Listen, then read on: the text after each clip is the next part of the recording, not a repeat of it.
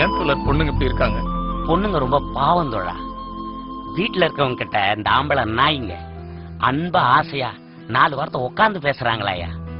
நீ சாப்பிட்டியா, நீ தூங்குனியா, நீ கட்டிக்கிட்டு இருக்க புடவை ரொம்ப நல்லா இருக்குமா, நேத்து நீ வச்சு கொடுத்த ரசம் ரொம்ப சூப்பர்மா அப்படின்னு எவனா சொல்றானாயா.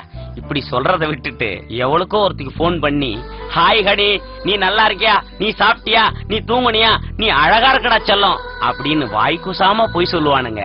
வெக்கமே இல்லாம. பாராட்டுக்கு ஏங்கிறது பெண்ணுடைய குணையா. சமைச்சு வச்சுட்டு சாப்பிடும்போது ஏன் பக்கத்திலே நிக்கிறாங்க தெரியுமா? சாப்பிட்டுட்டு நல்லா இருக்குன்னு ஒரே ஒரு வார்த்தை பாராட்ட மாட்டானான்ற ஏக்கம்யா.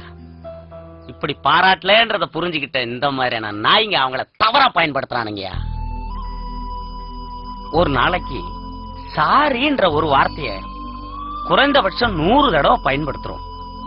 எங்கோ யாரோ முகம் தெரியாத ஒருத்தர்கிட்ட சாரி சொல்ற நீங்க ஏன் பொண்டாட்டிக்கிட்டையும் காதலிக்கிட்டையும் சொல்ல மாட்டீங்க? மேல் சாவலிசம் ஆனாதிக்கும். ஒரு விஷயம் சொல்றேன் தோழர், நம்ம வாழ்க்கையில எங்க யாருகிட்ட எப்படி வேணாலும் ஜெயிச்சிடலாம். ஆனா அன்பான மனைவி கிட்டி உண்மையான காதலி கிட்டி தோத்து பாருங்கயா, வாழ்க்கை நல்லா இருக்கும்.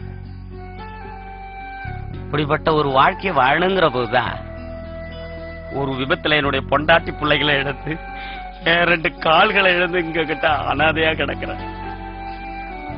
போங்க தோழர், போங்க, விட்டு கொடுத்து வாழுங்க, வாழ்க்கை நல்லா இருக்கும். போங்க தோழர்.